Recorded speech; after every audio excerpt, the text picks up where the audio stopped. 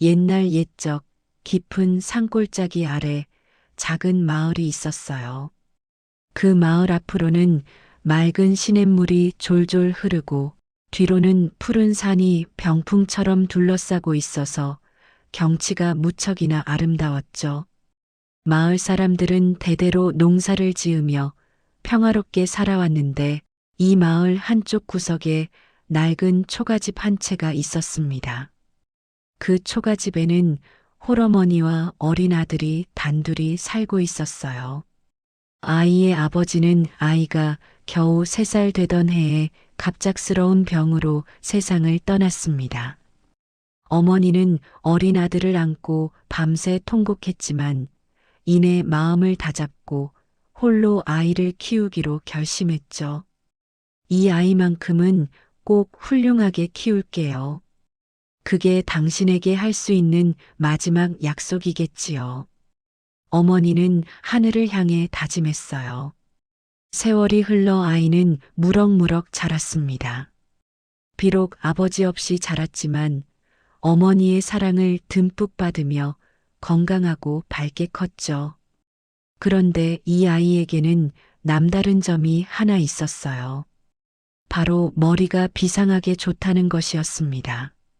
아이는 한 번 들은 것은 절대 잊어버리지 않았고 한 번 본 것은 그대로 기억해냈어요. 어려운 문제도 척척 풀어냈고 어른들도 고개를 갸우뚱하는 수수께끼도 단번에 맞춰버렸죠. 마을 사람들은 이 아이의 영특함에 감탄하며 이 아이를 꾀돌이라고 불렀습니다. 저 아이는 보통 아이가 아니야. 장차 큰 인물이 될 게 틀림없어. 마을 어른들이 말했습니다. 그러게 말이야. 어찌 저리 똑똑할 수가 있담. 다른 어른이 맞장구를 쳤죠. 마을 어른들이 꾀돌이를 볼 때마다 이렇게 칭찬을 했어요. 꾀돌이의 어머니는 아들의 재능을 보며 기쁘면서도 가슴이 아팠습니다. 이렇게 똑똑한 아이에게 공부를 시키고 싶었지만 집안 형편이 너무나 가난했기 때문이에요. 아무리 뼈 빠지게 일을 해도 겨우 먹고 살 정도였으니 서당에 보낼 돈은 언감생심이었죠. 저렇게 머리가 좋은 아이를 공부시키지 못하다니 이 어미가 무능해서 그렇구나. 어머니는 혼잣말을 했어요. 어머니는 밤마다 아들의 잠든 얼굴을 바라보며 눈물을 흘렸습니다. 꾀돌이가 7살이 되던 해 마을에 새로운 서당이 문을 열었어요. 이웃 마을에서 명망 높은 훈장님이 오셔서 아이들을 가르치기 시작한 것이죠. 마을의 아이들은 저마다 서당에 다니기 시작했습니다. 부잣집 아이들은 물론이고 보통 집 아이들도 부모들이 어떻게든 돈을 마련해 서당에 보냈어요. 꾀돌이는 서당 앞을 지나갈 때마다 발걸음을 멈추곤 했죠. 담장 너머로 들려오는 글 읽는 소리에 귀를 기울이며 자신도 저 안에서 공부하고 싶다는 생각을 했습니다. 천자문을 읽어보거라. 하늘 천 따지 검을 현 누를 황. 훈장님의 낭낭한 목소리가 담장을 넘어왔어요. 꾀돌이는 그 소리를 듣고 또 들으며 자신도 모르게 따라 외웠습니다. 하늘 천 따지 검을 현 누를 황. 어느 날 꾀돌이의 어머니는 결심을 굳혔어요. 아들의 재능을 썩힐 수는 없다고 생각한 것이죠. 어머니는 가장 좋은 옷을 차려입고 서당으로 훈장님을 찾아갔습니다. 훈장님, 제게 아들이 하나 있습니다. 어머니는 훈장님 앞에 무릎을 꿇고 말했어요. 그 아이가 비록 가난한 집에서 태어났으나 머리가 남다르게 좋습니다. 부디 제 아들도 서당에 다닐 수 있게 해주십시오. 무슨 일을 해서라도 그 은혜는 꼭 갚겠습니다. 제발 부탁드립니다. 어머니는 땅에 이마를 대고 간청했죠. 훈장님은 어머니의 모습을 한참 동안 바라보았습니다. 일어나시오, 부인. 훈장님이 부드러운 목소리로 말했어요. 자식을 훌륭하게 키우려는 마음이 참으로 가상하구려. 아이들을 가르치는 훈장으로서 어찌 모른 채 할 수 있겠소. 내일부터 아드님을 데려오시오. 정말이십니까, 훈장님? 어머니의 눈에서 눈물이 주르르 흘러내렸습니다. 고맙습니다, 훈장님. 이 은혜는 평생 잊지 않겠습니다. 그리하여 꾀돌이는 서당에 다니게 되었어요. 첫날 꾀돌이는 떨리는 마음으로 서당 문을 열고 들어갔습니다. 이미 다른 아이들이 자리에 앉아 있었죠. 아이들은 낡은 옷을 입고 들어온 꾀돌이를 위아래로 훑어보며 수군거렸어요. 저 아이가 누구야? 한 아이가 물었어요. 몰라. 처음 보는 얼굴인데. 다른 아이가 대답했죠.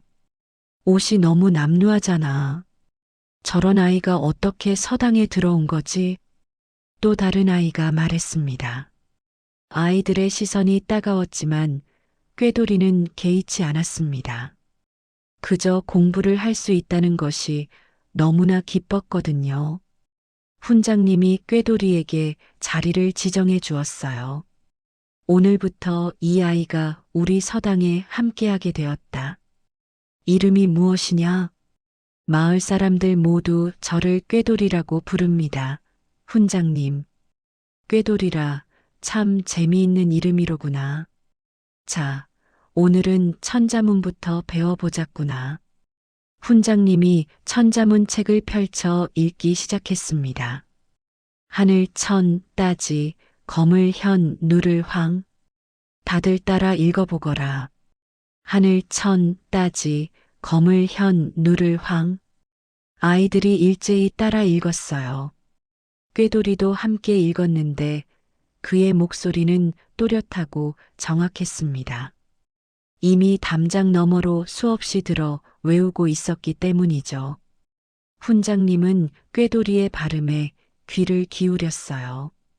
처음 온 아이치고는 너무나 정확하게 읽고 있었거든요. 꾀돌아, 내가 한번 혼자 읽어보거라. 예, 훈장님. 하늘 천 따지 검을 현 누를 황. 지부 넓을 주 거칠 황, 거칠 황. 꾀돌이는 막힘없이 천자문을 줄줄 외웠습니다. 훈장님은 놀라 눈이 휘둥그레졌죠. 내가 어디서 이것을 배웠느냐? 담장 너머로 훈장님께서 가르치시는 소리를 듣고 외웠습니다. 들은 것만으로 이렇게 다 외웠단 말이냐? 예, 훈장님. 이런 신동이 있었구나. 내 어머니 말씀이 틀리지 않았어. 너는 정녕 비범한 아이로구나. 훈장님은 탄성을 터뜨렸어요.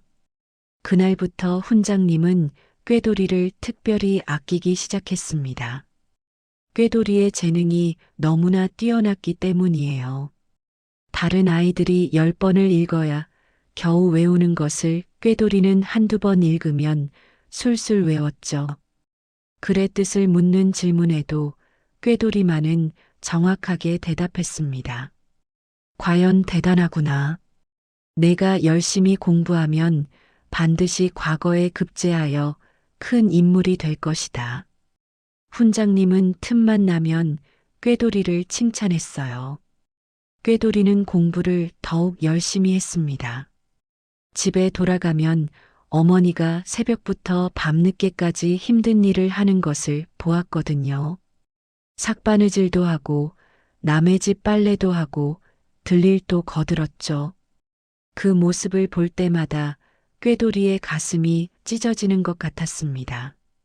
어머니, 제가 반드시 과거에 급제하여 어머니를 편하게 해드리겠습니다. 그래, 우리 아들. 내가 자랑스럽다.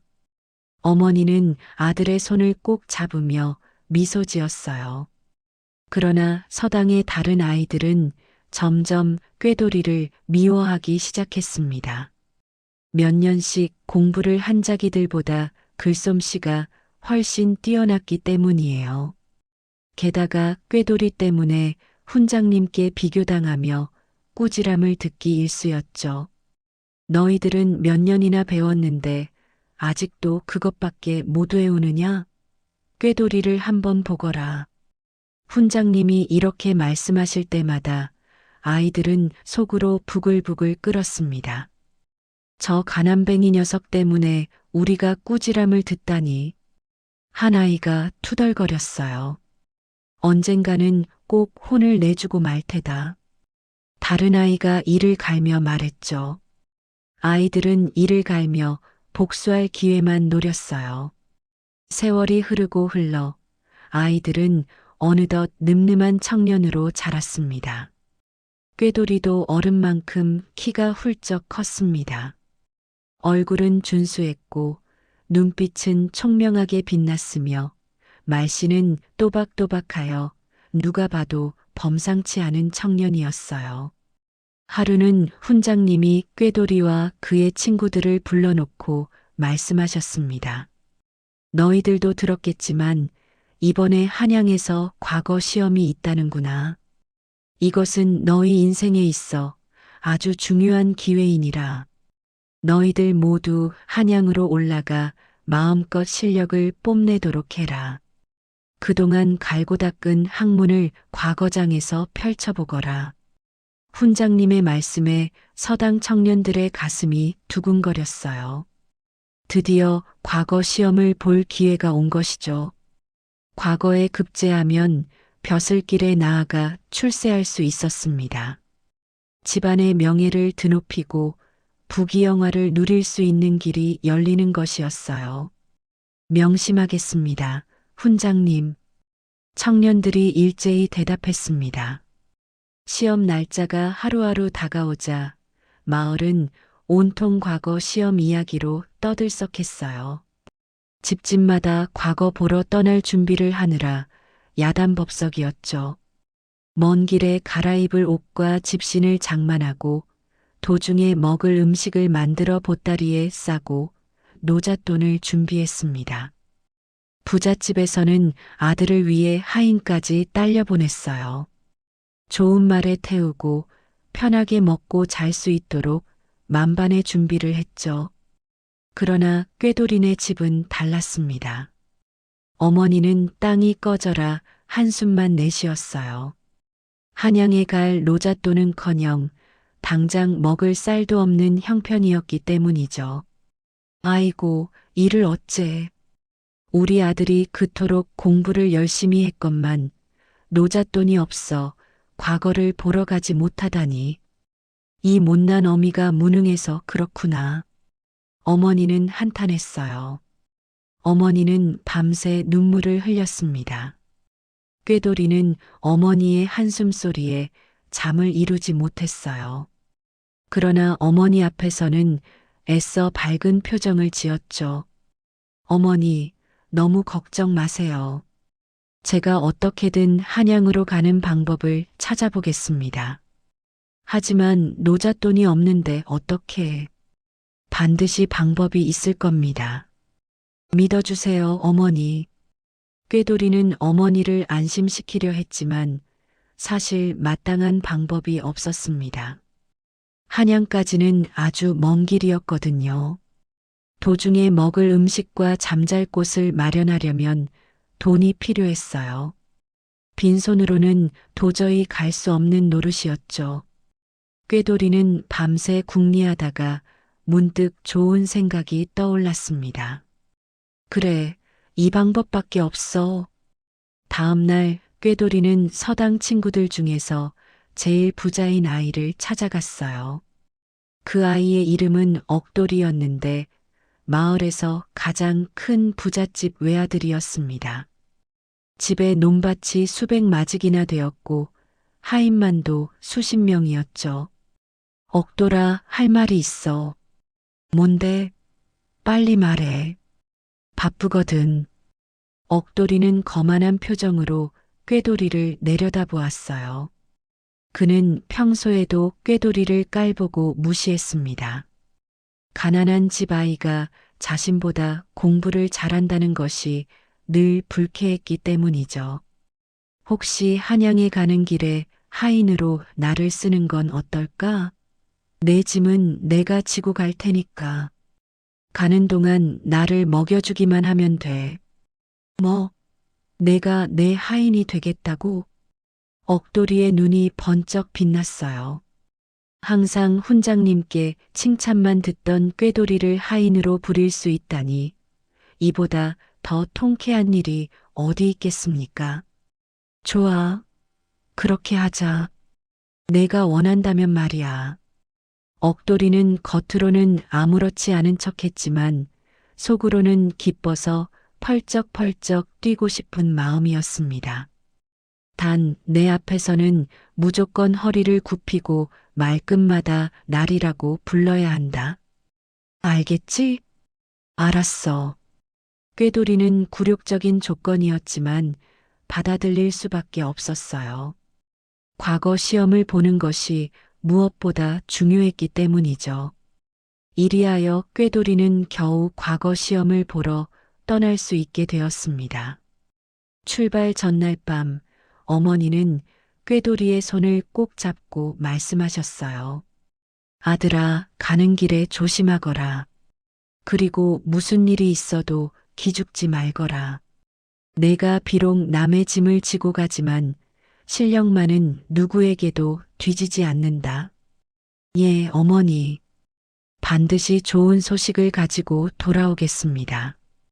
꾀돌이는 어머니께 깊이 절을 올렸습니다.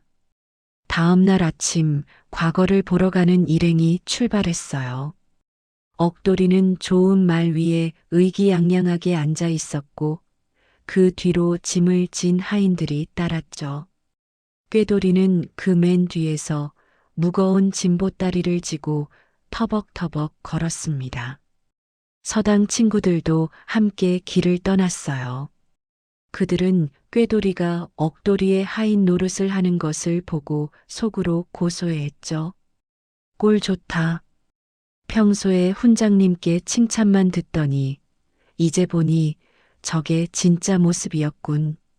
한 친구가 비웃었어요. 가난뱅이 주제에 건방을 떨더라니. 쯧쯧.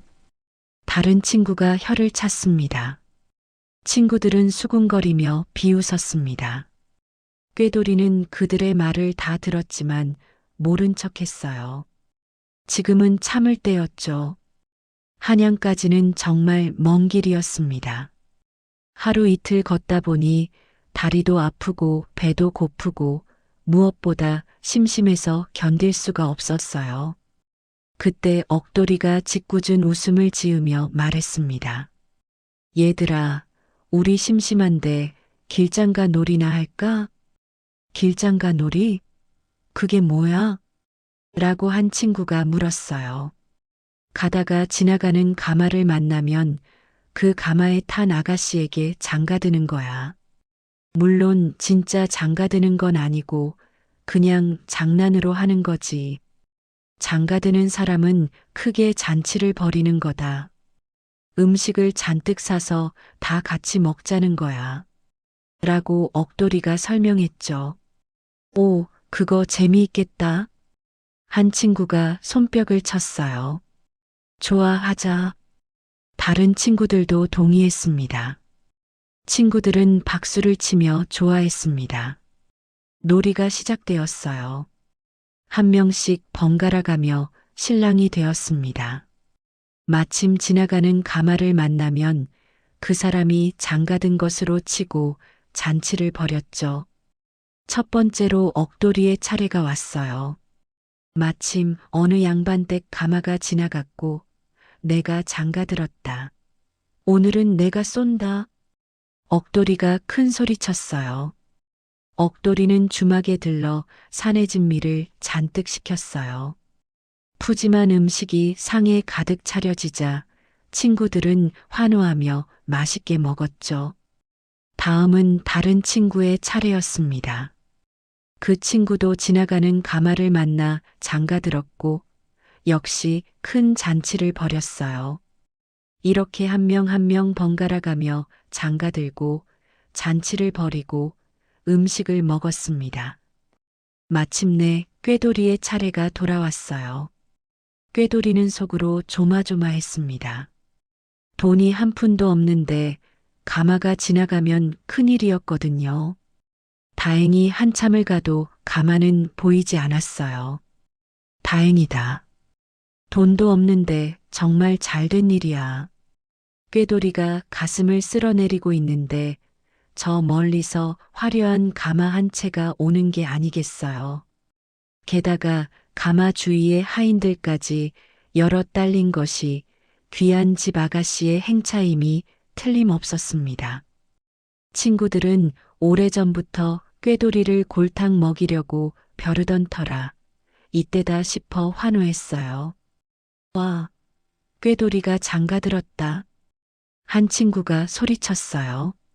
저렇게 화려한 가마라니 분명 대갓집 아가씨일 거야. 다른 친구가 말했죠. 꾀돌아, 내가 제일 크게 잔치를 벌려야겠다. 지체 높은 대갓집에 장가들었으니 그 정도는 해야지. 억돌이가 말했습니다. 오늘은 꾀돌이 덕분에 맛있는 음식을 많이 먹게 생겼구나. 친구들이 깔깔거리며 웃었어요.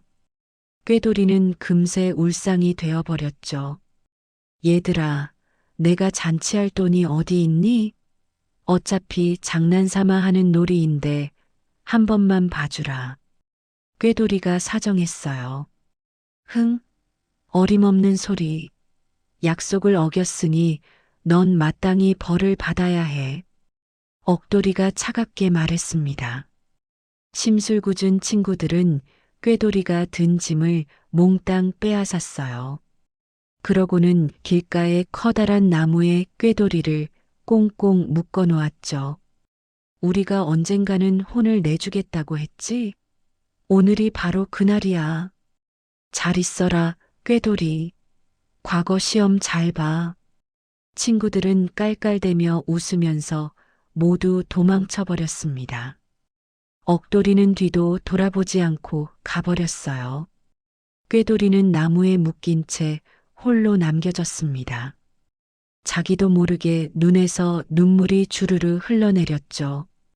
친구의 짐꾼이 되어 어렵게 떠나온 한양길인데 오도 가도 못하는 신세가 되어버린 것이에요. 어머니, 죄송합니다. 저는 과거 시험을 보러 가지 못하게 되었습니다. 생각하면 생각할수록 서러움이 북받쳐 올라 나중에는 엉엉 소리 내어 울어버렸습니다. 한편 꾀돌이가 길장가를 든 그 가마에는 한양에서도 이름난 김참판댁 외동딸이 타고 있었어요. 아가씨의 이름은 단이었는데 올해 17살이었죠. 오랜만에 외갓집에 찾아가는 길이었습니다. 단이 아가씨는 창밖으로 스쳐 지나가는 풍경을 바라보며 외할머니 생각에 설레고 있었어요. 외할머니는 단이를 무척이나 예뻐하셨거든요. 빨리 외할머니를 뵙고 싶어 라고 단이가 혼잣말로 중얼거렸습니다. 그런데 외갓집 마을에 도착해 보니 하필 그 동네에 무서운 전염병이 돌고 있었어요. 마을 어귀에는 금줄이 쳐져 있었고 사람들의 출입을 막고 있었죠. 아가씨, 이 마을에 들어가시면 안 됩니다. 전염병에 걸리실 수도 있습니다. 하인이 황급히 말했어요. 어떡하지? 외할머니는 괜찮으실까? 단이는 걱정이 되었지만 어쩔 수 없이 가마를 되돌리는 수밖에 없었습니다. 되돌아오는 길에 단이는 창밖을 바라보다가 이상한 광경을 목격했어요. 길가에 큰 나무에 한 청년이 묶여 있었는데 그 청년이 엉엉 울고 있었죠. 가마를 멈춰라. 단이가 명령했습니다.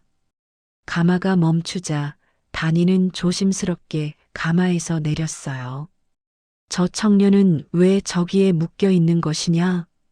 단이가 하인에게 물었죠. 하인이 다가가 살펴보고 돌아왔습니다. 아가씨, 과거 보러 가는 선비인 것 같습니다. 어찌된 사연인지는 모르겠습니다. 당장 풀어드려라. 예, 아가씨.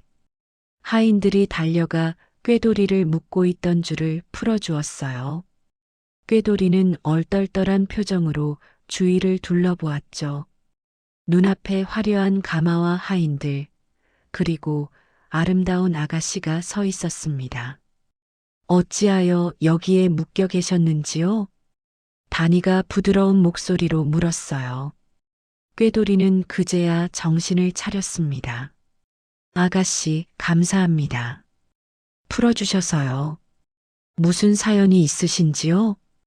꾀돌이는 잠시 망설이다가 그동안 겪은 일들을 이야기했어요. 어머니와 단둘이 가난하게 살고 있는 것, 서당에서 공부를 했던 것, 과거를 보러 가기 위해 친구의 하인이 된 것, 그리고 길장가 놀이 때문에 나무에 묶이게 된 것까지요. 이야기를 다 듣고 난 다니는 고개를 끄덕였습니다. 그리고 하인들에게 명령했어요. 외갓집에 드리려고 준비한 음식을 이 도련님께 드려라. 아가씨, 그건 하인이 당황하며 말을 더듬었습니다. 시키는 대로 해라. 예, 알겠습니다. 하인들이 음식 보따리를 가져와 꾀돌이에게 건넸어요. 꾀돌이는 손사래를 쳤죠. 아닙니다, 아가씨. 그럴 필요는 없습니다. 저는 아무것도 해드린 것이 없는데 어찌 이런 음식을 받을 수 있겠습니까? 꾀돌이가 말했어요. 다니가 수줍은 얼굴로 대답했습니다. 따지고 보면 다 저 때문인걸요. 제가 지나가는 바람에 도련님께서 장가 드시게 된 것 아니겠어요? 게다가 길장가를 드셨으니 저는 도련님의 새색시가 된 셈이고요. 꾀돌이는 아가씨의 말에 얼굴이 빨갛게 달아올랐어요. 아, 아가씨, 받아주세요. 이 음식으로 잔치를 벌이시면 친구분들도 더 이상 도련님을 놀리지 못할 거예요. 라고 다니가 빙그레 미소 지으며 말했습니다. 그 미소가 어찌나 고왔는지 꾀돌이는 넋을 잃고 바라보았죠. 잠시 후 다니는 머리에 드리웠던 고운 댕기를 풀었어요. 붉은 비단으로 만든 예쁜 댕기였습니다. 이걸 간직해 주세요. 이건 언젠가 다시 만나게 되면 이 댕기로 저를 알아보실 수 있을 거예요. 다니가 말했어요. 다니는 댕기를 꾀돌이의 손에 쥐어주었습니다. 두 사람의 손이 스쳤고 꾀돌이는 가슴이 두근거렸죠. 감사합니다, 아가씨. 이 은혜는 평생 잊지 않겠습니다. 그럼 과거 시험 잘 보세요. 꼭 좋은 일이 생기시기를 빌겠습니다. 다니가 인사하며 말했어요. 다니는 다시 가마에 올라탔습니다. 가마가 떠나기 전 다니는 가마 창문 사이로 꾀돌이를 바라보았어요. 꾀돌이도 가마를 바라보았죠. 두 사람의 눈이 마주쳤고 서로 미소 지었습니다. 가마가 점점 멀어져 갔어요. 꾀돌이는 가마가 보이지 않을 때까지 그 자리에 서서 바라보았습니다. 아가씨, 반드시 다시 만나겠습니다. 꾀돌이는 댕기를 가슴에 품고 다짐했어요. 꾀돌이는 아가씨가 남긴 음식 보따리를 들고 서둘러 친구들 뒤를 따라갔습니다. 고개 하나를 넘어가니 주막집이 보였죠. 친구들이 그곳에서 쉬어가는 중이었어요. 꾀돌이가 헐레벌떡 주막 안으로 들어가자 친구들은 깜짝 놀랐습니다. 아니, 내가 여기 어떻게? 나무에 묶여 있었잖아. 어떻게 풀려난 거야? 라고 친구들이 어리둥절해하며 물었어요. 꾀돌이는 웃으며 대답했습니다. 아까는 미안했어. 이제야 음식이 준비되었으니 어서들 먹어. 꾀돌이가 음식 보따리를 풀자 친구들은 눈이 휘둥그레졌어요. 온갖 산의 진미가 가득 들어 있었거든요. 찹쌀떡, 약과, 육과, 정과, 다식, 전, 편육, 잡채 등 보기만 해도 군침이 도는 음식들이었습니다. 와, 이게 다 뭐야? 이렇게 좋은 음식은 처음 보는데 대체 어디서 이런 걸 구한 거야? 친구들이 사연을 물었어요. 꾀돌이는 있었던 일을 모두 이야기해 주었습니다. 아름다운 아가씨가 나타나 자신을 풀어주고 이 음식을 주었다고요. 사연을 알고 난 친구들은 하나같이 배가 아파 어쩔 줄 몰랐어요. 자기들이 꾀돌이를 골탕 먹이려고 나무에 묶어 놓았는데 오히려 덕분에 좋은 일이 생긴 것이죠. 배 아파. 우리가 고생해서 묶어 놓았더니 결국 저 녀석만 좋은 일이 생겼잖아. 어떻게 저렇게 운이 좋을 수가 있어? 친구들은 질투심에 속이 부글부글 끓었습니다. 하지만 맛있는 음식 앞에서는 어쩔 수 없었어요. 결국 모두들 꾀돌이가 내놓은 음식을 허겁지겁 먹었죠. 다음 날 꾀돌이는 친구들과 함께 다시 한양을 향해 길을 떠났습니다. 그러나 꾀돌이를 더욱 미워하게 된 친구들은 또다시 꾀돌이를 골탕 먹일 기회만 엿보고 있었어요. 며칠 후 일행은 한 마을을 지나고 있었습니다. 그때 마침 대갓집 높은 담장 안에 먹음직스러운 배들이 주렁주렁 달려있는 것이 보였어요. 노랗게 익은 배가 탐스럽게 매달려 있었죠. 아, 저 배 좀 봐. 먹음직스럽다. 저거 하나만 먹으면 목마름이 싹 가실 텐데. 친구들이 입맛을 다셨어요. 그때 한 친구가 꾀돌이를 슬쩍 보며 말했습니다. 꾀돌아, 목말라 죽겠으니 저 배 좀 구해줄래? 너는 빈손으로 밥만 얻어먹지 않았니? 뭐라도 좀 해야지. 맞아, 꾀돌아. 저 배나무 위로 올라가서 배를 좀 따와. 너 아니면 담장을 넘을 사람이 없어. 친구들이 꾀돌이를 떠밀었어요. 꾀돌이는 난처했지만 친구들의 성화에 못 이겨 결국 높은 담장 위로 올라갔습니다. 그런데 참 이상한 일이 벌어졌어요. 때마침 그 집 대감님이 사랑채에서 낮잠을 자고 있었는데 꿈에 자기 집 담장 위에 청룡 한 마리가 앉아 있는 것이 아니겠어요. 청룡은 온몸이 푸른 비늘로 덮여 있었고 눈에서는 금빛이 반짝였죠. 이런 꿈은 처음이로구나. 틀림없이 좋은 징조일 거야. 라고 대감님이 생각했어요. 혹시 담장 위에 정말 무엇이 있는 것이 아닐까? 대감님은 얼른 하인을 불러 담장 위를 살펴보고 오라고 시켰습니다. 하인이 마당으로 나가 담장 위를 올려다보니 과연 웬 청년이 담장 위에 걸터 앉아 있었어요.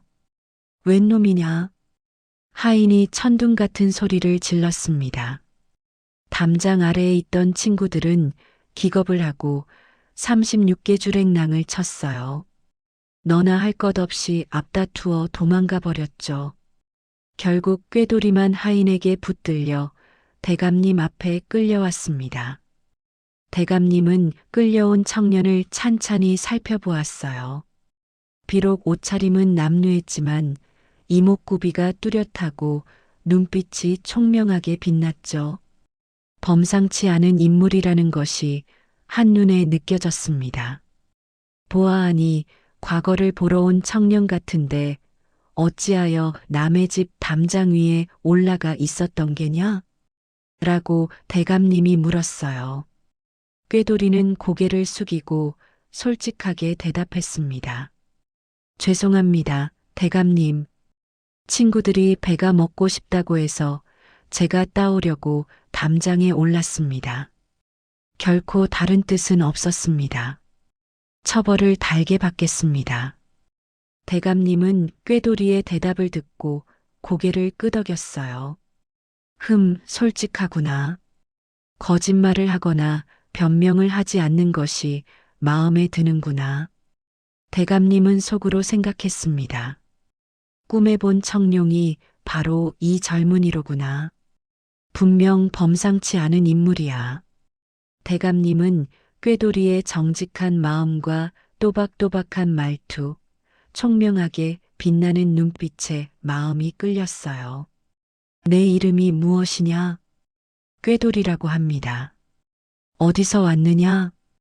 멀리 시골 마을에서 왔습니다.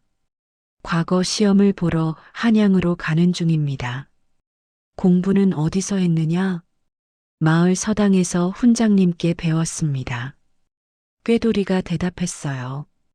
대감님은 질문을 이어갔습니다. 꾀돌이는 모든 질문에 또박또박 대답했죠. 대감님의 눈빛이 점점 밝아졌어요. 내게 딸아이가 하나 있네. 올해 17인데 내 자네를 사위로 삼고 싶은데 자네 생각은 어떤가? 예. 꾀돌이는 깜짝 놀랐습니다. 갑자기 사위가 되라니 너무나 뜻밖의 말씀이었거든요. 어려울 것은 없네. 우리 집은 한양에서도 이름난 김참판댁이야. 내 딸은 예쁘고 마음씨도 착하지. 자네 같은 총명한 젊은이라면 내 딸에게 좋은 남편이 될 것 같군. 대감님이 말했어요. 꾀돌이는 잠시 생각에 잠겼습니다. 김참판이라면 조정에서도 높은 벼슬을 한 분이에요.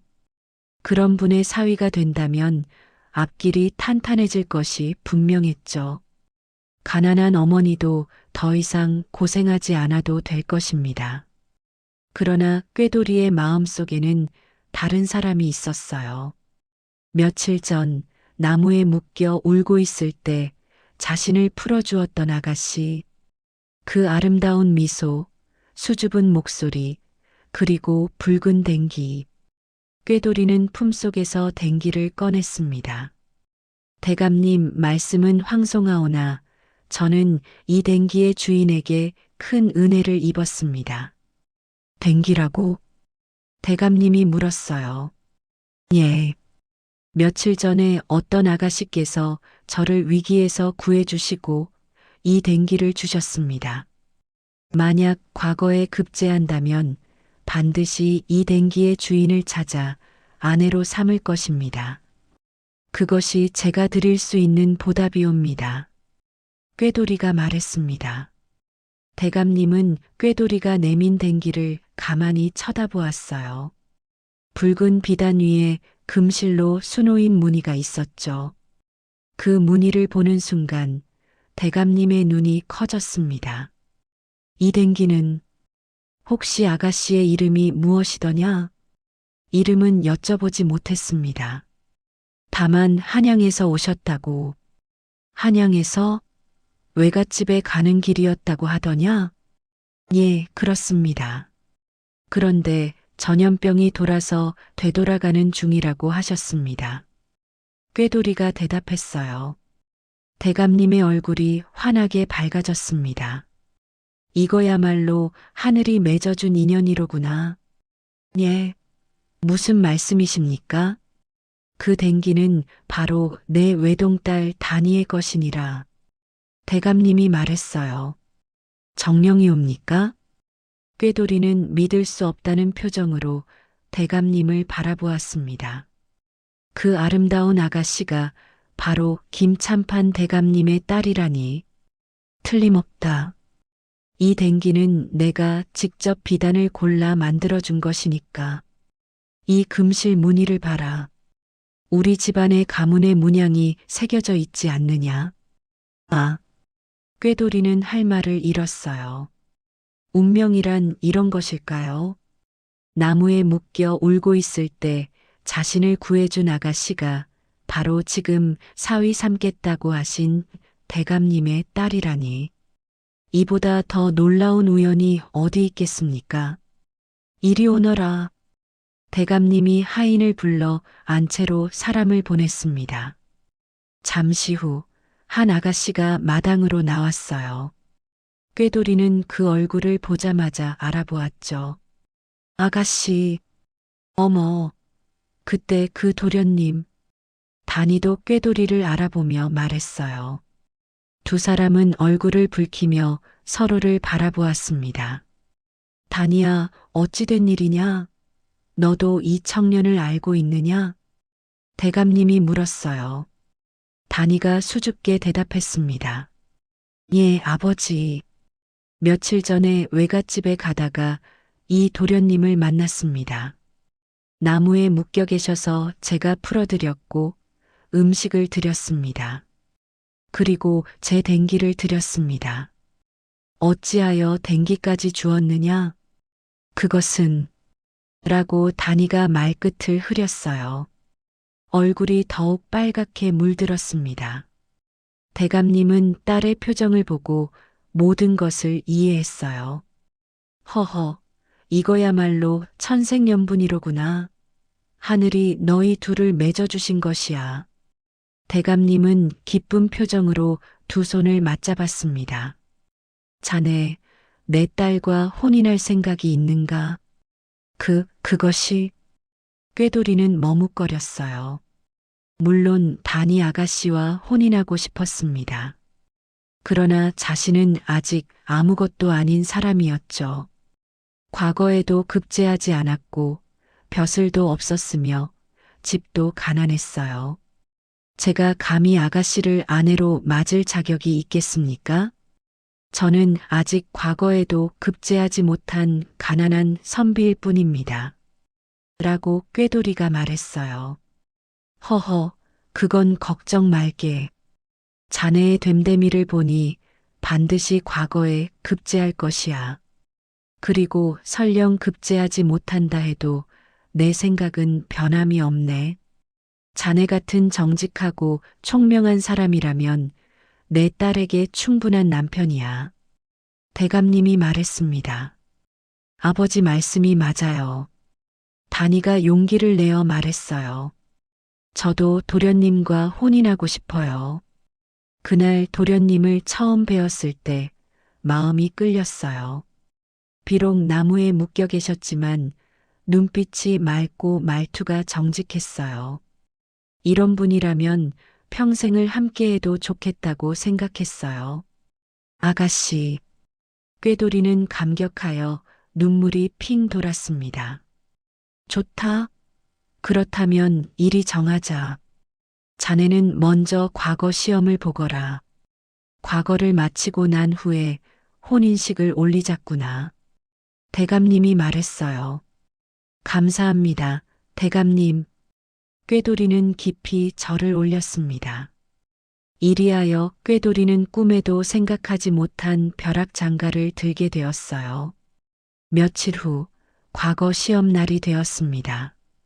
꾀돌이는 김 찬판댁에서 준비해준 좋은 옷을 입고 시험장에 들어갔어요. 시험장에는 전국 각지에서 온 수천 명의 선비들이 모여 있었습니다.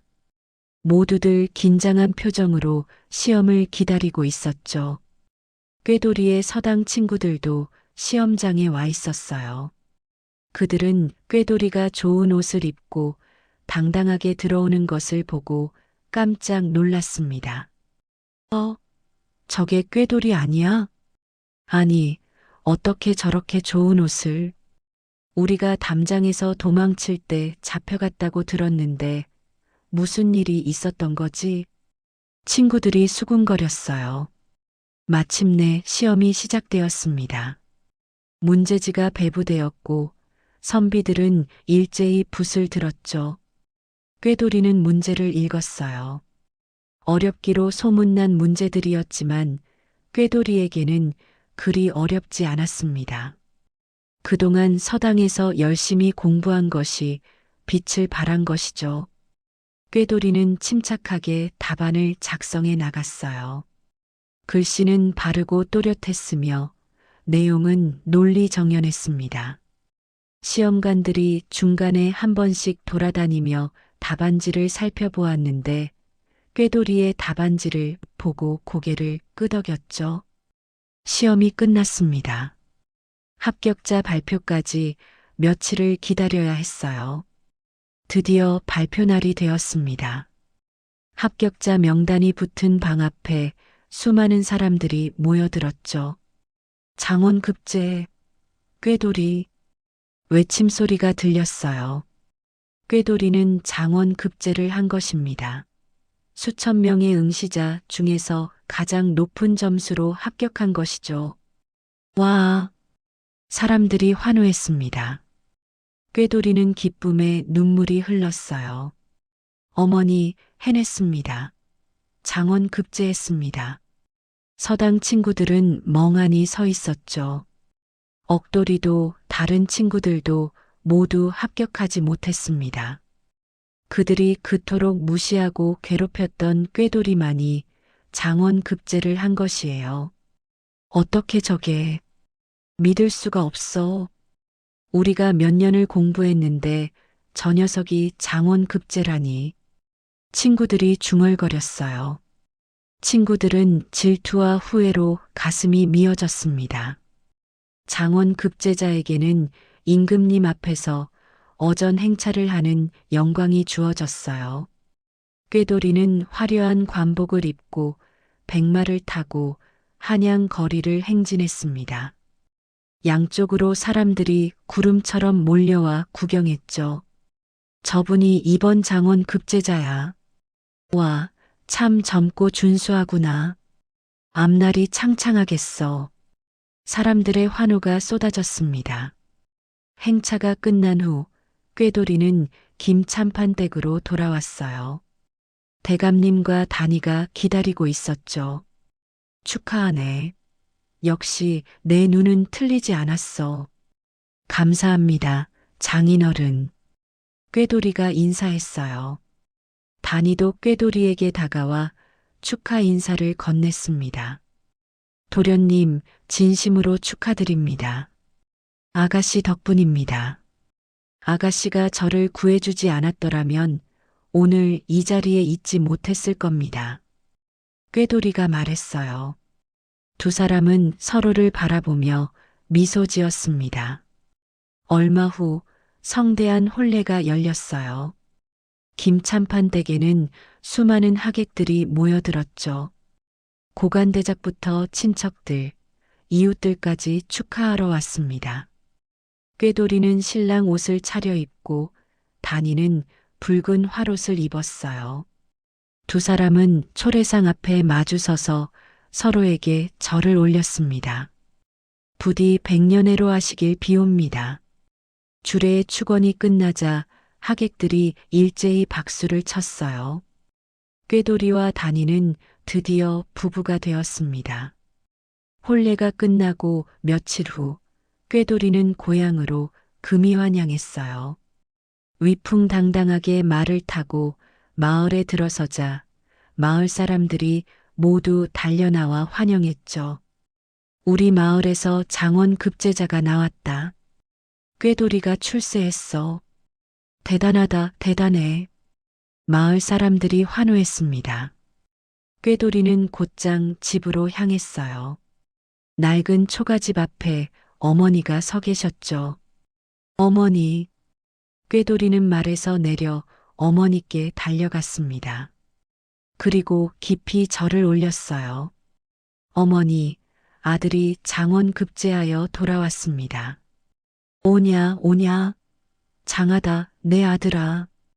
어머니는 아들을 껴안고 울었습니다. 기쁨의 눈물이었죠. 그동안 고생 많으셨습니다, 어머니. 이제는 더 이상 힘든 일 안 하셔도 됩니다. 제가 어머니를 편안하게 모시겠습니다. 그래, 그래. 내가 자랑스럽다. 하늘나라에 계신 내 아버지도 기뻐하실 거야. 어머니가 말했어요. 어머니와 아들은 오래도록 서로를 껴안고 있었습니다. 꾀돌이네 집에서는 큰 잔치가 벌어졌어요. 과거에 합격한 데다 대갓집 외동딸을 새색시로 맞았으니 경사가 겹친 것이죠. 온 마을 사람들이 모여 축하했습니다. 서당 친구들도 찾아왔어요. 그들은 지난날을 뉘우치며 꾀돌이 앞에 무릎을 꿇었습니다. 꾀돌아, 아니 나리 용서해 주시게. 우리가 자네를 괴롭히고 나무에 묶어놓은 것 정말 잘못했네. 우리가 어리석었네. 자네의 재능을 질투했을 뿐이야. 부디 용서해 주게. 친구들이 사죄했어요. 꾀돌이는 그들을 일으켜 세웠습니다. 다 지난 일이네. 그때 자네들이 나를 나무에 묶어놓지 않았더라면 나는 지금의 아내를 만나지 못했을 거야. 오히려 고맙게 생각하고 있네. 정말인가? 그럼 우리 이제 다시 친구로 지내자꾸나. 꾀돌이가 말했어요. 꾀돌이는 넓은 마음으로 친구들을 용서했습니다. 친구들은 감격하여 눈물을 흘렸죠. 그 후 꾀돌이는 벼슬길에 나아가 높은 관직에 올랐어요. 정직하고 공정하게 일을 처리하여 임금님의 신임을 받았고 백성들에게도 사랑받았습니다. 다니와의 사이에는 건강한 아들과 딸이 태어났어요. 꾀돌이는 자녀들에게도 정직과 성실의 가치를 가르쳤죠. 인생에서 가장 중요한 것은 재물이나 지위가 아니란다. 정직한 마음과 끈기 있는 노력이야말로 가장 값진 보배이니라. 라고 꾀돌이가 말했어요. 꾀돌이의 말에 자녀들은 고개를 끄덕였습니다. 어머니는 아들 내외에게 극진한 효도를 받으며 편안한 노후를 보내셨어요. 더 이상 힘든 일을 하지 않아도 되었고 손주들에 둘러싸여 행복한 나날을 보내셨죠. 꾀돌이와 다니는 평생을 서로 사랑하며 살았습니다. 힘든 일이 있을 때면 서로를 위로했고 기쁜 일이 있을 때면 함께 기뻐했어요. 두 사람의 사랑은 세월이 흘러도 변하지 않았답니다. 옛날 조선시대에 지위가 높은 정승 한 분이 있었습니다. 이 정승 어른은 어릴 때부터 머리가 아주 좋기로 유명했습니다. 4살 때 이미 천자문을 다 외웠다고 하니 얼마나 똑똑했는지 짐작이 가시지요?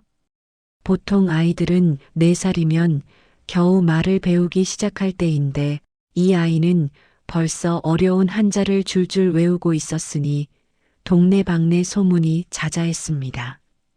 저 집 아들 봤어? 겨우 4살인데 천자문을 다 외운대. 정말? 세상에 그런 신동이 다 있나? 앞으로 큰 인물이 될 거야. 틀림없어.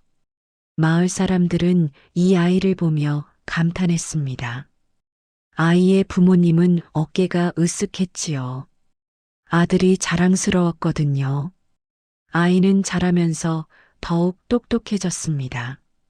10살 때는 이미 사서삼경을 모두 읽었고 12살 때는 시를 지어 어른들을 놀라게 했지요. 그리고 15살이 되던 해 드디어 과거 시험에 응시했습니다. 과거 시험이란 나라에서 벼슬아치를 뽑는 시험이었습니다. 전국에서 가장 똑똑한 사람들이 모여 실력을 겨루는 시험이었지요. 보통은 20살이 넘어야 응시하는데 이 아이는 15살에 당당히 합격했습니다. 15살에 과거에 급제하다니 정말 대단하구나. 이 나라의 미래를 이끌어갈 인재로다. 임금님도 이 젊은 급제자를 보시고 기특하게 여기셨습니다. 그리하여 어린 나이에 벼슬길에 올라 열심히 일한 끝에 마침내 정승의 자리에까지 오르게 되었던 것입니다. 정승이 된 후에도 그의 명성은 자자했습니다. 나라 일을 처리하는 솜씨가 뛰어났고 임금님의 신임도 두터웠지요. 모든 것이 완벽해 보였습니다. 하지만 정승에게는 한 가지 아쉬운 점이 있었습니다. 바로 아들이 없다는 것이었지요. 정승은 일찍 혼인을 했지만 아이가 생기지 않았습니다. 해가 가고 또 해가 가도 아이 소식은 없었지요. 정승과 부인은 온갖 방법을 다 써봤습니다. 이름난 의원을 불러 약을 지어 먹기도 하고 영험하다는 절에 가서 빌기도 했습니다. 하지만 아무 소용이 없었어요. 여보, 우리는 아이를 가질 수 없는 걸까요? 부인이 눈물을 글썽이며 말했습니다. 그런 말 마시오. 하늘이 무심하지 않으실 거요. 조금만 더 기다려 봅시다. 정승은 부인을 위로했지만 속으로는 걱정이 태산 같았습니다. 자신이 이렇게 열심히 일해서 이룬 것들을 물려줄 자식이 없다니 너무나 허전했거든요. 그렇게 10년이 흘렀습니다. 정승의 나이도 어느덧 40이 넘었지요. 이제는 아이를 포기해야 하나 싶었을 때 기적 같은 일이 일어났습니다. 여보, 여보. 어느 날 아침 부인이 기쁜 얼굴로 정승에게 달려왔습니다. 왜 그러시오? 무슨 일이요? 아이가 생겼어요. 뭐라고요? 정말이요? 정승은 귀를 의심했습니다. 10년 동안 기다리던 아이가 드디어 찾아온 것이었습니다. 그 후 10달 뒤 부인은 건강한 사내 아이를 낳았습니다. 아이의 울음소리가 집 안가득 울려 퍼졌지요. 으앙, 으앙. 아이고, 우리 옥동자. 아이고, 이쁘기도 해라. 정승은 아이를 안고 눈물을 흘렸습니다. 10년 만에 얻은 귀한 아들이었으니 얼마나 기쁘고 감격스러웠겠습니까? 하늘이 드디어 우리의 소원을 들어주셨구나. 고맙습니다. 고맙습니다. 정승은 하늘을 향해 연신절을 했습니다. 아이가 태어난 날 온 동네가 들썩였습니다. 정승댁에서 잔치를 베풀었거든요. 마을 사람들이 모두 모여 축하했지요. 축하드립니다. 대감. 10년 만에 얻은 아들이라니 정말 귀하고 귀한 아이로군요. 이 아이도 아버지처럼 훌륭한 인물이 되겠지요.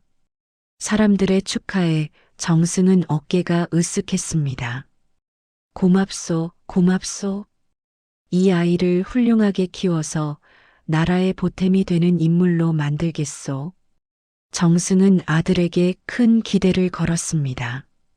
자신처럼 똑똑하고 자신처럼 높은 벼슬에 오르기를 바랐지요. 아이고, 귀한 우리 옥동자.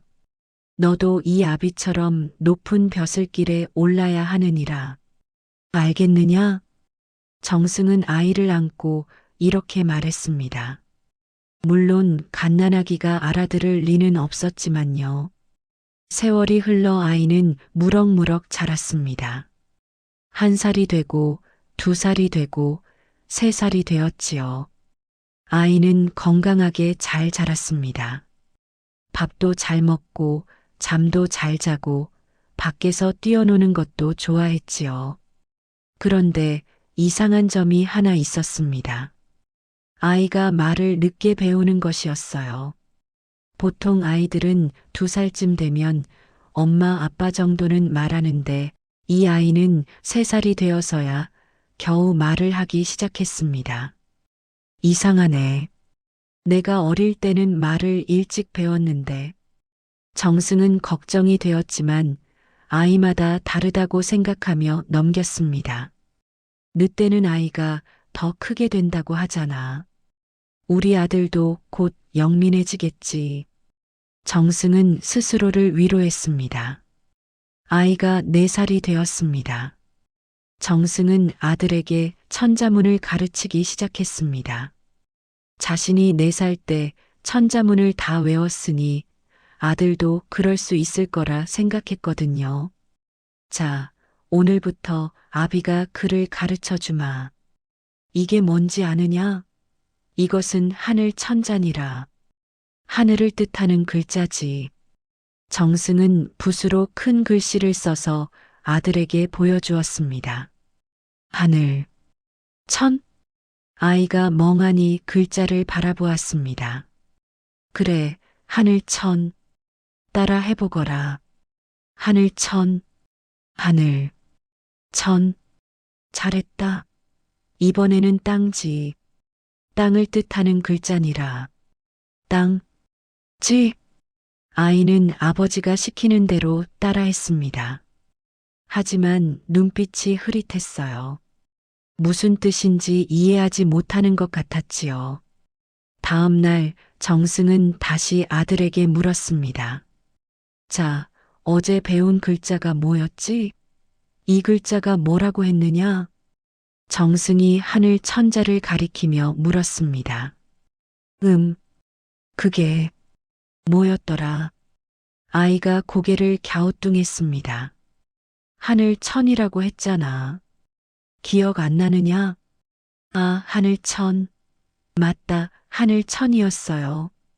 그래, 그럼 이건? 정승이 땅지자를 가리켰습니다. 그건, 아이가 머리를 극적였습니다. 땅지라고 했잖아. 어제 분명히 가르쳐 줬는데. 아, 땅지. 맞아요, 땅지. 정승은 한숨을 쉬었습니다. 아들이 하루 만에 다 잊어버린 것이었어요. 괜찮다. 오늘 다시 가르쳐 주마. 반복해서 외우면 기억할 수 있을 거야. 정승은 인내심을 갖고 아들을 가르쳤습니다. 하지만 아들은 아무리 가르쳐도 금방 잊어버렸어요. 오늘 배운 것을 내일이면 까맣게 잊어버리고 내일 배운 것을 모레면 또 잊어버렸지요. 5살이 되고 6살이 되어도 아들은 천자문 첫 줄도 제대로 외우지 못했습니다. 정승은 점점 조급해졌어요. 아니, 어떻게 이럴 수가 있지? 내가 4살 때 천자문을 다 외웠는데 이 아이는 6살이 되도록 첫 줄도 못 외우다니. 정승은 속이 타들어갔습니다. 하지만 아들에게 화를 낼 수는 없었어요. 10년 만에 얻은 귀한 아들이었으니까요. 괜찮다, 괜찮아. 아이마다 다른 거야. 우리 아들은 좀 늦대는 거야. 나중에 트이면 빨라질 거야. 정승은 스스로를 위로했습니다. 아들이 7살이 되었습니다. 보통 아이들은 이 나이가 되면 서당에 가서 글을 배웁니다. 정승도 아들을 서당에 보내려고 했지요. 그런데 아들은 서당에 가기 싫다고 떼를 썼습니다. 아버지, 저는 공부하는 게 싫어요. 서당에 안 갈래요. 아들이 고개를 저으며 말했습니다. 안 되느니라. 사내 대장부가 그를 알아야 세상에 나아갈 수 있느니라. 어서 서당에 가거라. 싫어요. 저는 밖에서 노는 게 좋아요. 친구들이랑 공기놀이도 하고 자치기도 하고 연날리기도 하고 싶어요. 아들이 바닥에 드러누워 발버둥을 쳤습니다. 정승은 난감했습니다. 억지로 끌고 가자니 아이가 불쌍했고 그냥 두자니 앞날이 걱정되었거든요. 이런 큰일이구나. 이대로 두었다가는 벼슬은커녕 사람 구실도 못하겠어. 정승은 깊은 한숨을 쉬었습니다. 고민 끝에 정승은 결심을 했습니다. 나라에서 가장 잘 가르치기로 소문이 난 훈장님을 모셔와서 아들을 가르치기로 한 것이지요. 그래, 훌륭한 스승을 모시면 우리 아들도 달라질 거야. 명의가 병을 고치듯 명훈장이 우리 아들의 머리를 열어줄 거야. 정승은 사람을 보내 그 유명한 훈장님을 모셔왔습니다. 훈장님은 젊지 않은 나이에도 정정하셨습니다. 흰 수염이 가슴까지 내려왔고 눈빛은 날카로웠지요. 전국에서 가장 가르치기 어려운 아이들도 그의 손을 거치면 그를 깨쳤다고 소문이 났습니다. 훈장님, 멀리서 오시느라 수고하셨습니다. 정승이 훈장님을 맞이하며 말했습니다. 아닙니다. 정승 어른의 부름이시니 기꺼이 왔지요. 우리 집안을 이어나갈 녀석입니다. 잘 부탁드립니다. 정승은 고개를 숙여 훈장님에게 꾸벅 절을 했습니다. 높은 벼슬아치가 훈장에게 절을 하다니 그만큼 정승이 아들 교육에 간절했다는 뜻이었지요. 그럼 아드님이 어디에 계십니까? 훈장님이 주위를 둘러보며 물었습니다. 그런데 아들은 보이지 않았어요. 그 녀석이 어디 갔지? 정승이 두리번거렸습니다. 도련님, 도련님, 어디 계세요? 하인들이 아이를 찾아 돌아다녔습니다. 한참 후 아들이 발견되었습니다. 아이는 장독대 뒤에 숨어서 개미를 관찰하고 있었지요. 도련님, 여기 계셨군요. 어서 가셔야 해요. 훈장님이 오셨어요. 하인이 아이를 데려왔습니다.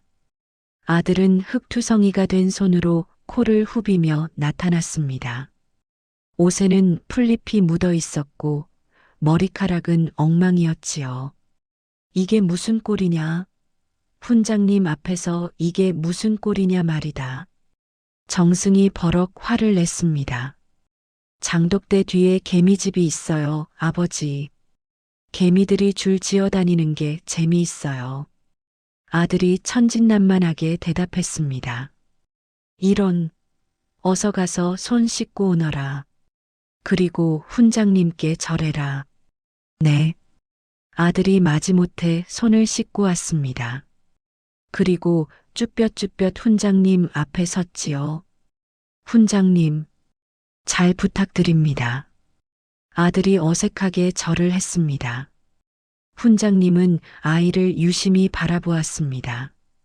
영리해 보이지는 않았지만 순수한 눈빛이었지요. 그래, 이제부터 내가 너를 가르칠 테니 내 말을 잘 들어야 한다. 알겠느냐? 네. 아들이 힘없이 대답했습니다. 그날부터 훈장님의 가르침이 시작되었습니다. 훈장님은 정승댁 한쪽에 마련된 서재에서 아들을 앉혀놓고 하루하루 그를 가르쳤지요. 자, 오늘부터 천자문을 배워볼 테다. 천자문은 1000개의 한자로 이루어진 책이니라. 이 책을 다 외우면 기본적인 글자는 모두 알게 되느니라. 훈장님이 천자문 책을 펼치며 말했습니다. 1000개요?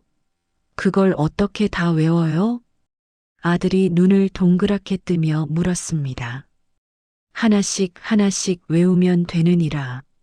천리길도 한 걸음부터라는 말이 있지 않느냐. 자, 첫 번째 글자부터 시작하자. 훈장님이 붓을 들어 큰 글씨를 썼습니다. 이것은 하늘 천자니라. 하늘을 뜻하는 글자지. 자, 따라 해보거라. 하늘천, 하늘천. 아들이 따라했습니다. 좋다. 이번에는 이 글자다. 땅지, 땅을 뜻하는 글자니라. 따라 해보거라. 땅지, 땅지. 잘했다. 자, 이제 두 글자를 연결해서 외워보자. 하늘천, 땅지. 하늘과 땅이라는 뜻이니라. 하늘천, 땅지. 아들이 고개를 끄덕이며 따라했습니다. 훈장님은 흐뭇했지요. 오, 생각보다 잘 따라하는구나.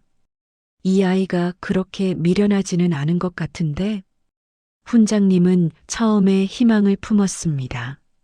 하지만 그 희망은 오래가지 못했습니다. 다음 날 훈장님이 어제 배운 것을 물어보았거든요. 자, 어제 배운 글자가 뭐였느냐? 이 글자가 뭐라고 했지? 훈장님이 하늘 천자를 가리키며 물었습니다. 그게, 아들이 눈을 굴리며 생각했습니다.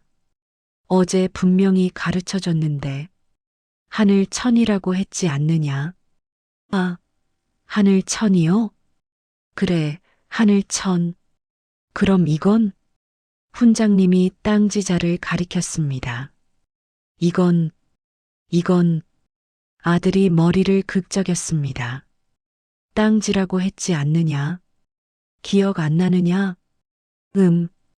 가물가물해요. 훈장님은 한숨을 쉬었습니다. 어제 분명히 잘 따라했는데 하루 만에 다 잊어버린 것이었어요. 괜찮다. 오늘 다시 가르쳐 주마. 자, 다시 한번. 하늘 천 땅지. 하늘 천 땅지. 훈장님은 인내심을 갖고 다시 가르쳤습니다. 그런데 다음 날도 마찬가지였습니다. 아들은 또 까맣게 잊어버렸지요. 이 글자가 뭐라고 했지? 그게 하늘 천이었나요? 아니, 땅지였나? 이건 하늘 천이고 이건 땅진이라. 왜 자꾸 헷갈리느냐? 죄송해요, 훈장님. 머리에서 자꾸 빠져나가요. 아들이 머리를 극적이며 말했습니다. 훈장님은 깊은 한숨을 쉬었습니다. 아들의 머리가 생각보다 훨씬 나빴거든요. 하루가 지나고 이틀이 지나고 일주일이 지났습니다. 훈장님은 매일매일 같은 글자를 가르쳤지만 아들은 좀처럼 외우지 못했어요. 하늘 천, 땅지, 거물 현, 누를 황. 자, 따라 해보거라. 하늘 천, 땅지, 거물 현, 누를 황. 좋다. 이제 혼자서 외워보거라. 하늘 천, 땅지, 거물. 뭐였더라? 거물현이라고 했잖아. 아, 거물현. 그리고, 누를 황. 맞다, 누를 황. 아들은 훈장님이 옆에서 도와주면 겨우 따라했지만 혼자서는 절대 외우지 못했습니다.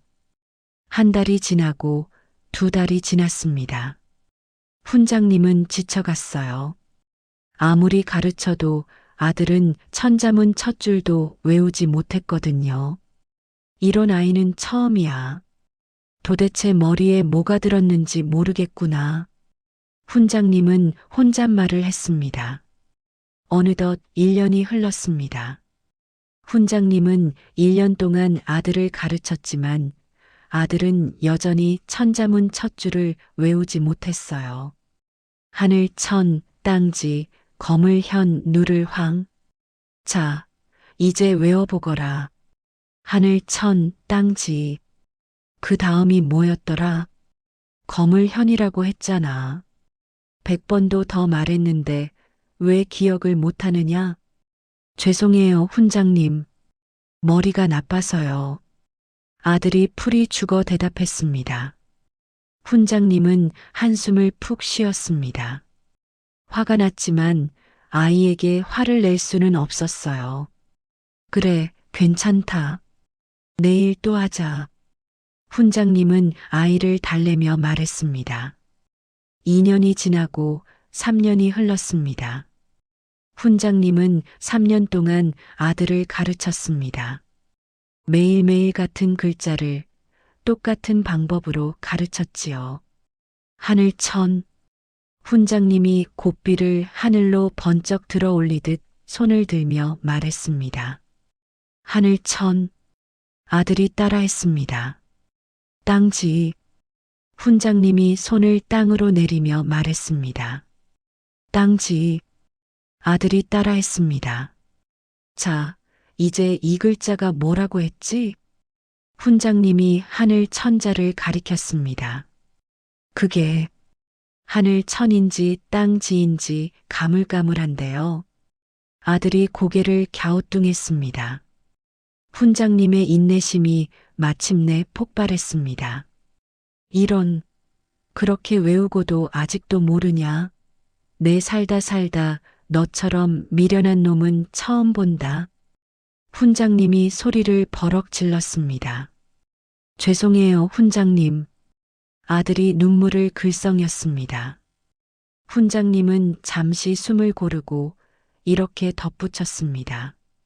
소를 가르쳐도 너보다는 낫겠구나. 소는 적어도 고삐를 당기면 어디로 가야 하는지 알지 않느냐. 너는 3년을 가르쳐도 하늘 천 땅지도 모르니 소만도 못한 거야. 훈장님은 화가 나서 이렇게 말하고 서재를 나가버렸습니다. 아들은 멍하니 앉아 있었습니다. 훈장님의 말이 무슨 뜻인지 잘 이해하지 못했거든요. 소를 가르쳐도 나보다 낫다고? 그게 무슨 뜻이지? 아들은 고개를 갸우뚱했습니다. 그날 저녁 아들은 아버지인 정승에게 달려갔습니다. 아버지, 아버지. 아들이 정승의 방으로 뛰어들어갔습니다. 왜 그러느냐? 무슨 일이냐? 정승이 물었습니다. 우리 훈장님이 소를 가르쳐도 나보다 나을 거래요. 그런데 그게 무슨 뜻이에요? 아들이 멍한 얼굴로 콧구멍을 벌렁벌렁하며 물었습니다. 정승은 처음에 아들의 말을 이해하지 못했습니다. 하지만 곧 그 말의 의미를 깨달았지요. 뭐라고? 소를 가르쳐도 내가 나을 거라고? 정승의 얼굴이 불그락푸르락해졌습니다. 네. 훈장님이 그렇게 말했어요. 소를 가르쳐도 나보다 낫다고요. 아들은 여전히 그 말의 의미를 모르는 것 같았습니다. 정승의 화가 머리끝까지 치솟았습니다. 뭐, 우리 아들이 소보다 못하다고? 어디서 감히 그런 말을 내뱉는단 말이냐? 정승이 벌떡 일어났습니다. 여봐라, 여봐라. 정승이 큰 소리로 하인을 불렀습니다. 예, 나리. 부르셨습니까? 하인이 달려왔습니다. 어서 당장 그 몹쓸 훈장을 데려오너라. 당장? 정승이 고래고래 고함을 질렀습니다. 하인들은 우르르 몰려가 훈장님을 끌고 정승 앞에 대령했습니다. 아니, 무슨 일이십니까? 제가 무슨 큰 죄라도 지었습니까? 훈장님이 어리둥절해하며 물었습니다. 정승은 불그락푸르락해진 얼굴로 목소리를 높였습니다. 그래, 내 아들이 소보다 못하다고 했느냐? 그 말을 내가 똑똑히 들었다. 아니, 그 말은 아주 답답한 마음에 저도 모르게 그만 입에서 흘러나온 말입니다. 3년을 가르쳤는데도 아직 한 글자도 깨치지 못하였기에 훈장님이 황급히 해명했습니다. 그래, 그럼 소는 3년만 가르치면 한 글자 이상 깨칠 수 있단 말이냐? 정승이 날카롭게 물었습니다. 아니옵니다. 그런 뜻이 아니라 훈장님이 손사래를 쳤습니다. 시끄럽다. 정승이 호통을 쳤습니다. 너는 당장 집으로 돌아가 3년 동안 소에게 글을 가르쳐라. 만일 3년 후에도 소가 내 아들보다 못할 때에는 내 목숨이 붙어 있지 못할 것이다. 알겠느냐? 정승의 엄포에 훈장님은 아무 말도 못하고 다리만 와들와들 떨었습니다. 대감, 그건 너무하십니다. 소에게 어떻게 글을 가르친단 말입니까? 그건 불가능한 일입니다. 훈장님이 애원했습니다. 불가능하다고? 내가 내 아들 보고 소보다 못하다고 했지 않느냐? 그럼 소에게 글을 가르칠 수 있다는 뜻 아니냐? 그건 그냥 비유적으로 한 말입니다. 정말로 소에게 글을 가르칠 수 있다는 뜻이 아닙니다. 비유든 뭐든 내가 한 말에 책임을 져야 한다. 3년 후에 다시 보자. 그때 소가 내 아들보다 못하면 내 목숨은 없다. 알겠느냐? 정승의 단호한 말에 훈장님은 더 이상 항변할 수 없었습니다. 알겠습니다. 훈장님은 풀이 죽어 집으로 돌아갔습니다. 집으로 돌아온 훈장님은 걱정이 태산 같았습니다. 밥을 먹으면서도 걱정, 잠을 자면서도 걱정, 길을 걸으면서도 걱정이었지요. 소에게 어떻게 글을 가르친단 말인가? 소가 어떻게 글을 알겠어? 이건 불가능한 일이야. 훈장님은 땅이 꺼져라 한숨만 푹푹 내쉬었습니다. 여보, 왜 그렇게 한숨만 쉬세요? 아내가 걱정스럽게 물었습니다. 훈장님은 아내에게 그간의 사정을 모두 이야기했습니다. 정승 아들을 3년 동안 가르쳤지만 한 글자도 못 가르쳤다는 것, 화가 나서 소를 가르쳐도 그 아이보다 낫겠다고 말했다는 것, 그 말을 들은 정승이 진짜로 소에게 글을 가르치라고 명령했다는 것, 그리고 3년 후에 소가 정승 아들보다 못하면 목숨을 잃게 된다는 것까지요. 세상에 그런 일이 있었어요? 아내가 놀라 물었습니다. 그래요. 내가 쓸데없는 말을 해서 이 지경이 됐어요. 어떻게 해야 좋을지 모르겠소. 훈장님이 머리를 감싸 쥐었습니다. 소에게 글을 가르친다니. 그게 가능한 일인가요? 불가능하지요. 소가 어떻게 글을 알겠어요? 짐승은 짐승일 뿐이에요. 그럼 어떡해요? 3년 후면 당신 목숨이. 아내의 눈에 눈물이 고였습니다. 모르겠소. 아무리 생각해도 방법이 없어요. 훈장님도 눈시울이 붉어졌습니다. 그날 밤 훈장님은 잠을 이루지 못했습니다. 천장을 바라보며 뒤척이다가 마당을 거닐다가 다시 방으로 들어와 뒤척이기를 반복했지요. 3년. 3년 후면 내 목숨이 없다. 어떻게 해야 하지? 훈장님은 머리를 쥐어뜯었습니다. 며칠이 지났습니다. 훈장님은 여전히 방법을 찾지 못했어요. 밥도 제대로 못 먹고 잠도 제대로 못 자서 얼굴이 헬쑥해졌지요. 여보, 이러다 쓰러지겠어요. 제발 밥 좀 드세요. 아내가 밥상을 들고 왔습니다. 밥이 넘어가지 않아요. 먹어도 맛을 모르겠어요. 훈장님이 고개를 저었습니다. 그래도 드셔야 해요. 몸이 상하면 3년을 버틸 수도 없잖아요.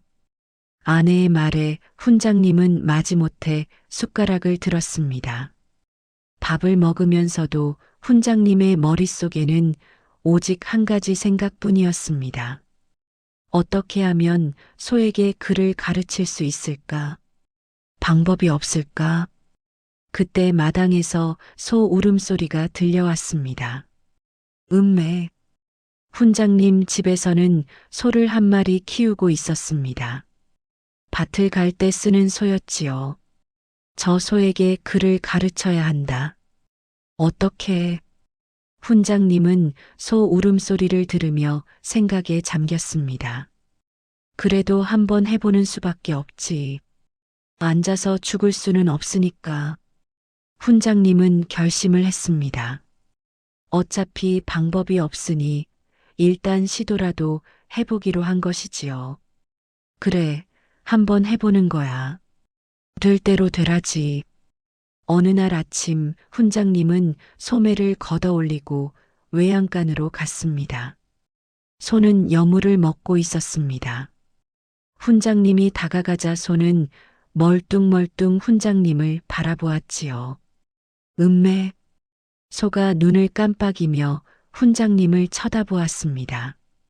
이제부터 내가 너에게 글을 가르치겠다. 훈장님이 소에게 말했습니다. 물론 소가 알아들을 리는 없었지요. 소는 그저 멀뚱멀뚱 훈장님을 바라볼 뿐이었습니다. 여보, 정말 소에게 글을 가르치시려고요? 아내가 달려왔습니다. 그렇소. 어차피 다른 방법도 없으니 한번 해보는 수밖에. 말도 안 돼요. 어떻게 소에게 글을 가르친다는 말씀이세요? 소가 사람 말을 알아듣나요? 아내가 바닥에 펄썩 주저앉아 버렸습니다. 나도 알아요. 불가능하다는 거. 하지만 가만히 앉아서 죽음을 기다릴 수는 없잖소. 뭐라도 해봐야지. 훈장님이 단호하게 말했습니다.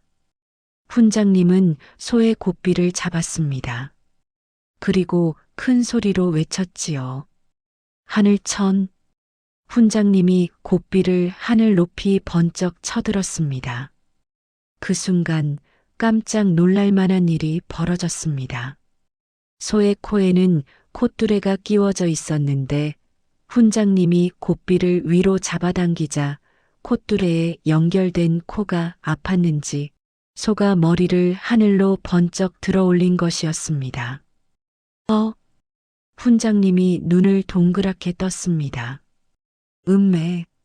소가 머리를 들고 하늘을 바라보았습니다. 그래, 됐다. 바로 이거야. 훈장님의 머릿속에 번쩍 좋은 생각이 떠올랐습니다. 고삐를 위로 당기면 소가 머리를 든다. 하늘천은 하늘을 뜻하는 글자니까 소가 머리를 들면 하늘을 보는 것처럼 보이겠구나. 훈장님은 흥분했습니다. 자, 이번에는 땅지를 가르쳐야겠구나. 훈장님은 고삐를 아래로 힘껏 당기며 외쳤습니다. 땅지. 그랬더니 이번에는 소가 머리를 땅으로 푹 숙이는 것이었습니다. 고삐를 아래로 당기니까 코가 아파서 머리를 숙인 것이지요. 됐다. 훈장님은 고삐를 놓고 덩실덩실 어깨춤을 추었습니다. 여보, 이제 살았어요. 이제 살았어. 훈장님이 아내에게 달려가 말했습니다. 네, 무슨 말씀이세요? 아내가 어리둥절해하며 물었습니다. 봤소? 내가 하늘 천하고 외치면서 고삐를 위로 당기니까 소가 머리를 들었소. 땅지하고 외치면서 고삐를 아래로 당기니까 소가 머리를 숙였고, 이걸 반복해서 훈련시키면 나중에는 하늘천, 땅지만 듣고도 소가 머리를 들었다, 숙였다 하게 될 거요. 훈장님이 신나서 설명했습니다. 정말요? 그게 가능해요? 아내가 눈을 동그랗게 뜨며 물었습니다. 해봐야 알겠지만 이게 유일한 방법이요. 소가 글자를 아는 것처럼 보이게 만드는 거지요. 훈장님이 말했습니다. 세상에, 당신은 정말 대단해요. 아내도 덩달아 덩실덩실 춤을 추었습니다. 그날 이후 훈장님은 날마다 고삐를 손에 쥐고 소에게 훈련을 시켰습니다. 하늘천. 훈장님이 외치며 고삐를 위로 당겼습니다. 소가 머리를 들었습니다. 땅지. 훈장님이 외치며 고삐를 아래로 당겼습니다. 소가 머리를 숙였습니다. 하늘천. 땅지.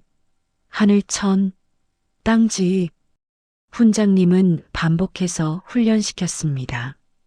처음에 소는 고삐에 이끌려서 머리를 움직였습니다. 하지만 시간이 지나면서 점점 패턴을 익혔지요. 한 달이 지났습니다.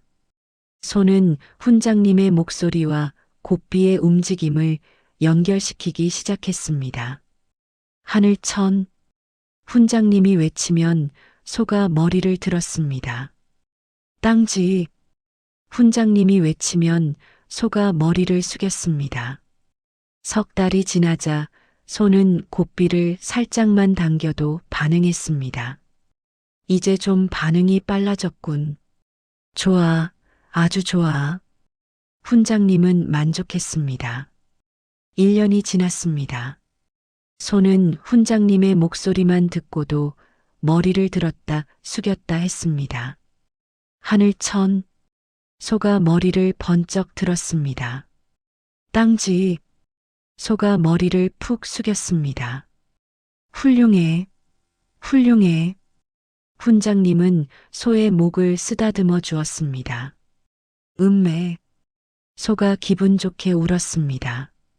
2년이 지나자 소는 고삐 없이도 훈장님의 목소리만 듣고 반응했습니다. 하늘천, 훈장님이 마당 한쪽에서 외쳤습니다. 외양간에 있던 소가 머리를 번쩍 들었지요. 땅지, 훈장님이 외치자 소가 머리를 푹 숙였습니다. 됐어. 이제 거의 다 됐어. 훈장님은 기뻐서 어쩔 줄 몰랐습니다. 그렇게 3년이 될 즈음에는 소가 완벽하게 반응했습니다. 하늘 천 땅지만 듣고도 소가 알아서 머리를 올렸다 숙였다 했지요. 여보, 이제 정말 가능할 것 같아요. 훈장님이 아내에게 말했습니다. 네, 저도 그렇게 생각해요. 3년 동안 고생하신 보람이 있네요. 아내가 환하게 웃었습니다. 드디어 약속한 날이 왔습니다. 아침이 밝기가 무섭게 정승댁에서 힘이 센 하인 5명이 몰려왔습니다. 그들은 잔뜩 일그러진 얼굴로 훈장님을 끌고 가려고 했지요. 어서 갑시다, 훈장님. 정승 어른께서 기다리고 계십니다. 하인 하나가 말했습니다. 누가 도망이라도 갈까봐 그러느냐? 내 발로 소를 끌고 찾아갈 것이니 먼저 돌아가 있어라. 훈장님이 당당하게 말했습니다. 네, 발로요? 하인들이 어리둥절했습니다. 그래, 내가 직접 소를 끌고 갈 테니 걱정 마라. 훈장님은 태연했습니다. 3년 동안 준비한 것이 있었으니까요. 하인들은 고개를 갸우뚱하며 먼저 돌아갔습니다. 소문은 이미 온 마을에 퍼져 있었습니다. 자네, 소문 들었나? 무슨 소문? 정승댁 도련님보다 소가 더 낫다는 것을 오늘 보여야 한다는구먼. 뭐, 그게 무슨 소리야? 3년 전에 훈장님이 정승 아들이 소만도 못하다고 했대. 그래서 정승이 화가 나서 진짜로 소에게 글을 가르치라고 했다는구먼. 세상에, 그런 일이 있었어? 그래. 오늘 훈장님이 소를 데리고 와서 소가 글자를 아는 것을 증명해야 하는데 안 그러면 훈장님이 큰 벌을 받게 된다는데. 어휴, 그거 큰일이네. 소가 글자를 알기나 하겠어? 글쎄 말이야. 마을 사람들이 수군수군 이야기했습니다. 그런데 훈장님 얼굴 좀 보게. 걱정스러운 얼굴이 아닌데? 그러게. 이상하네. 죽을 판인데 왜 저렇게 태어내? 이미 다 포기하셔서 그런 게 아닐까? 글쎄.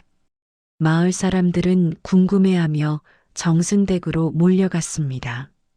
어느새 정승집 마당에는 구경 온 사람들로 북적북적거렸습니다. 모두들 오늘 무슨 일이 벌어질지 궁금했거든요. 정승은 대청에 떡하니 버티고 앉아 있었습니다. 그 옆에는 정승의 아들도 앉아 있었지요. 3년이 지났지만 아들은 여전히 멍한 얼굴이었습니다.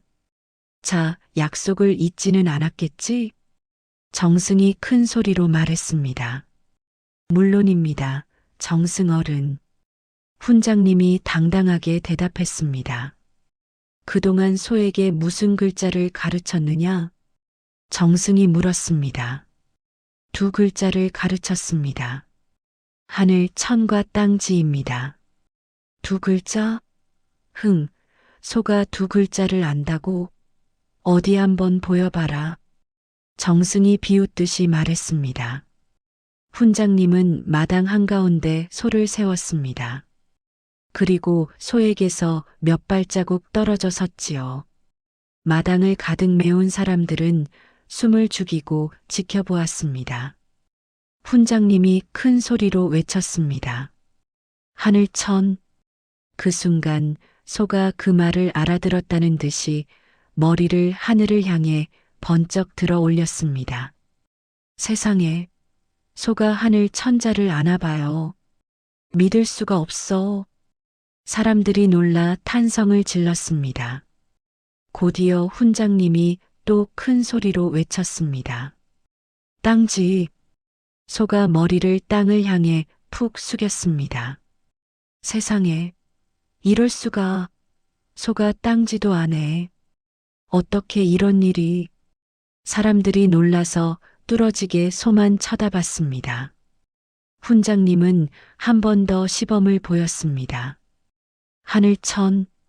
소가 머리를 번쩍 들었습니다. 땅지. 소가 머리를 푹 숙였습니다. 하늘천. 땅지. 하늘천. 땅지. 훈장님이 빠르게 외칠 때마다 소는 머리를 들었다 숙였다 반복했습니다. 마치 정말로 글자를 알아듣는 것처럼요. 와! 사람들이 환호했습니다. 훈장님은 앞으로 나와 정승에게 또박또박 말했습니다. 어떻습니까, 정승 어른? 정승은 말문이 막혔습니다. 도련님은 3년 동안 한 글자도 깨치지 못했는데 저희 집 소는 3년 동안 두 글자나 깨쳤습니다.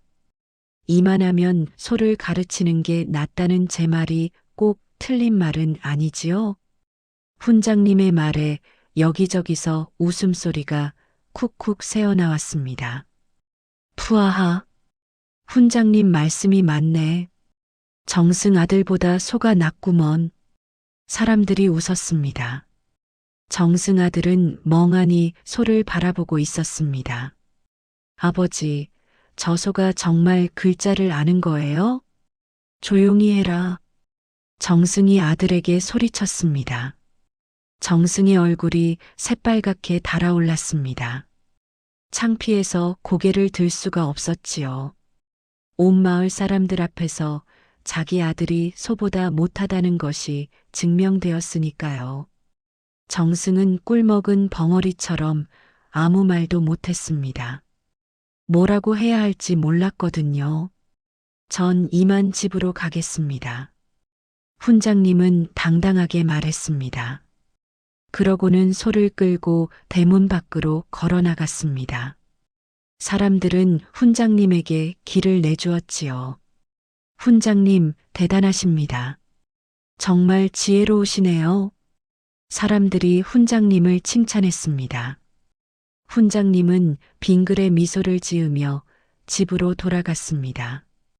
그날 이후로 이 이야기는 온 나라에 퍼졌습니다.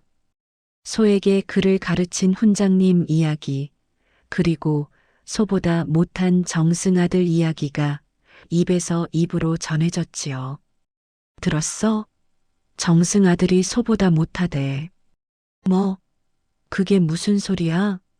3년 동안 훈장님에게 배웠는데 한 글자도 못 배웠대. 그런데 훈장님이 소에게 3년 동안 글을 가르쳤더니 두 글자를 배웠대. 세상에, 그럼 정말 소보다 못한 거네? 그렇지. 아무리 아버지가 높은 벼슬아치여도 자식 머리까지 좋게 할 수는 없나 봐. 사람들은 이 이야기를 하며 웃었습니다. 정승은 창피해서 한동안 밖에 나가지 못했습니다. 사람들이 자기 아들 이야기를 하며 수군거리는 것이 견딜 수 없었거든요. 아이고, 내 팔자야. 10년 만에 얻은 아들인데 소보다 못하다니. 정승은 한탄했습니다. 하지만 어쩔 수 없었습니다. 아들의 머리는 타고난 것이니까요. 아무리 좋은 스승에게 배워도 아무리 비싼 책을 사줘도 머리가 따라주지 않으면 소용이 없는 일이었습니다. 그 후로 정승은 아들에게 글 공부를 강요하지 않았습니다. 대신 아들이 좋아하는 것을 하도록 내버려 두었지요. 아들은 글 공부 대신 농사일을 배웠습니다. 땅을 일구고 씨를 뿌리고 물을 대고 수확하는 법을 배웠지요. 신기하게도 아들은 농사일에는 재능이 있었습니다. 아버지, 올해 농사가 잘 됐어요. 작년보다 2배나 많이 수확했어요. 아들이 기뻐하며 말했습니다. 그래, 내가 농사를 잘 지었구나. 정승도 미소를 지었습니다.